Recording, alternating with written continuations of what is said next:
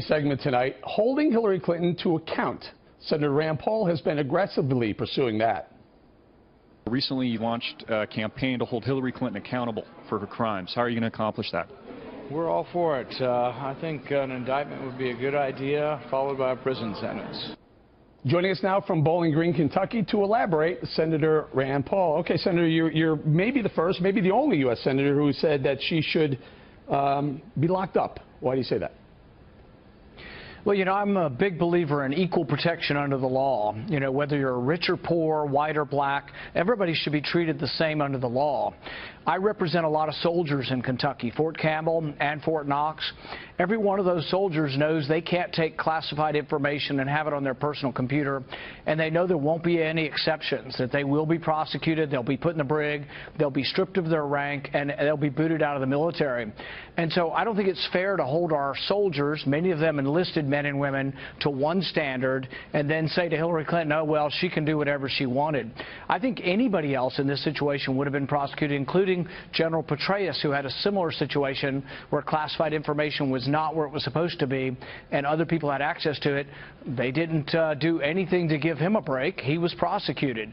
And so, no, I think it's very unfair that Hillary Clinton wasn't prosecuted. And this is one among several reasons why I think that really her dishonesty should preclude her from really being considered for Commander-in-Chief. Senator, why do you think FBI Director James Comey did not recommend her for indictment to the DOJ? You know, interestingly, my own personal theory on this is that I think he wanted to indict her, and I think he feels guilty that he didn't. And I think that's why you got this long, detailed explanation of how dishonest she was. You know, she didn't actually lie to the FBI during the testimony, but she lied to the American people on multiple occasions. And he pointed this out in specific detail. And the FBI doesn't have to do that. So my sort of personal theory is that Comey feels a little guilty about not indicting her, so therefore he spelled out for the American people, so at least the voters can find out that she did lie many, many times to the public about whether or not she had classified email out there. You know, one of the classified emails that Judge Napolitano has pointed out was the schedule for Ambassador Stevens in the last 2 days of his life. You can understand why, you know, Ambassador Stevens wouldn't have wanted the jihadist to know where he was, when he was, and why that was inexcusable that Hillary Clinton would put that out there and not put it in a secure place. Do you think intent mattered? I mean, we had been hearing up until the Comey decision that intent didn't matter. So it didn't really matter if she intended to send the classified or receive classified. It mattered that it actually happened. Apparently, Comey says intent mattered in this case. Well, you know, there's sort of a technical legal detail, but a lot of laws you have to have intent. This particular law, you have to show gross negligence. So you don't have to show intent. You could just be extremely careless. Wasn't she? Yeah, that's right. Wasn't she? That's exactly what Comey said she was, extremely careless. And so for many of us who aren't lawyers but do believe that words mean something, how is extremely careless different than grossly negligent? So, yes, I think she did violate the statute. But more importantly, she showed that her convenience was more important than national security, and that to me is inexcusable and goes to a great deal of her judgments that I think show her not fit to be president. Well, you know, you say the term is above the law. Is she above the law? I think often the Clintons appear to be. For example, Bill Clinton made millions of dollars giving speeches that had business before the Secretary of State. So one business wanted to sell electronics to Iran in violation of the sanctions. Bill Clinton got $750,000 from them. At the same time, Hillary Clinton was deciding whether or not she would let them sell things to Iran. Same way with the uranium company. Bill Clinton got I think $750,000 from a bank that was negotiating the purchase of a North American uranium company. Just so happens Hillary Clinton had to vote on that also. So the conflict of interest just goes on, and I think it's indictable. I think she should be in prison for it. But short of that, I think every voter in the country needs to know that the Clintons are in it for themselves. They're in it to make money, and they will make hundreds of millions of dollars if she gets in the White House, because they will sell themselves to the highest bidder. Every voter in America should know that, and they should make a sincere judgment on whether or not you want somebody who's in it for enriching themselves or someone who actually would defend the country. No doubt. Senator, there's some, let's call it this, there's some potential breaking news out there.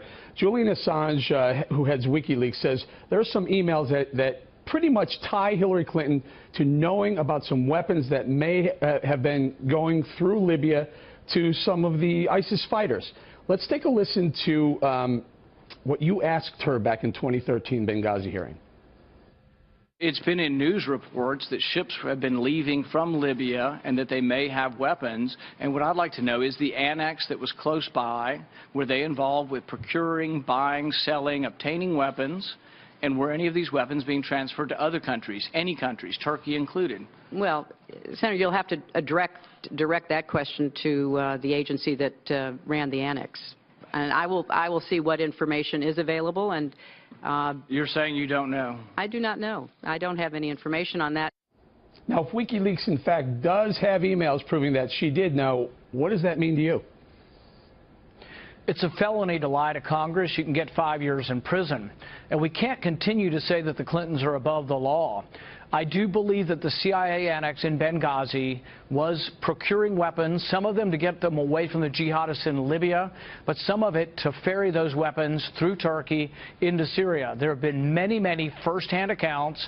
New York Times, London Times, Washington Times have all reported upon this.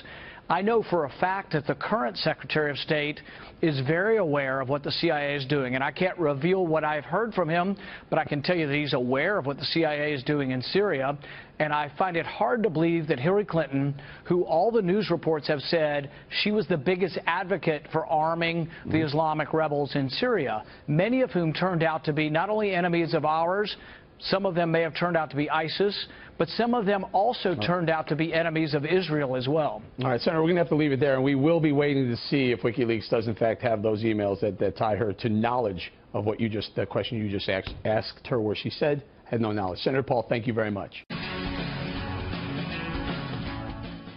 A bad run it's been for CNN. Kathy Griffin in the bloody head, Reza Aslan getting fired, fake stories followed by resignations, and of course, Brian Stelter. That's all, just Brian Stelter. Whenever I see him, I get hungry for uncooked Pillsbury crescent rolls. Burn. And now the secret tapes that proved Donald Trump right. James O'Keefe secretly taped a producer confessing that the Russian story was all baloney. So now there's more proof of fake news than there is of the Russian story. And now after all that crap happened, Sarah Huckabee Sanders criticized the media and got this reaction from a member of the press corps. I'm here to ask you questions. Right. You're here to provide the answers. And what you just did is inflammatory to people all over the country who look at it and say, see, once again, the president is right and everybody else out here is fake media. And everybody in this room is only trying to do their job. Nice touch with the chewing gum. Where did they find this guy sleeping in an abandoned rail car? All that's missing are pants made of burlap. Or maybe a barrel and suspenders would be nice. So what is the proper way to handle the White House press corps? We sent Tyrus into the lion's den once again to show us how it's done.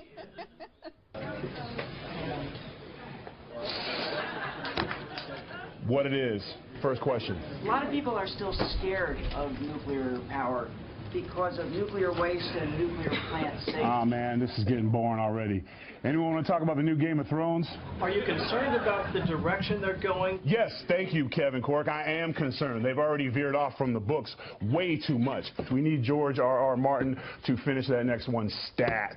Have you had that conversation with him? Do you know if he shares your view? Yeah, I called his ass, and he told him to get writing, and then he hung up on me. Now I'm thinking I might go to his house, bust down the door, and say, bro, you need to finish those books before HBO F's up your vision. You're inflaming everybody right here and right now with those words. Excuse you? What you just did is inflammatory to people all over the country. First off, the books are always better. And the only thing inflammatory in this room is your goatee. Damn. Can we get a quick zoom on that guy's goatee? I think we need to form an independent counsel to determine if your barber performed a hate crime. See, even lady from NBC agrees with me. His goatee is horrendous, isn't it? He get hazed? Thought so. Last question. Talk to me about, and us about, your plans. It is basically being wanted by many countries around the world. Ma'am, I wasn't fishing for compliments, but yes, I'm in demand around the world. But I like my job here, so I ain't leaving. Well, at least not until that guy gets his shave. Hashtag mama, there goes that man. I'm out. Oh, maybe I don't believe this. Damn. Nicely done, Fire.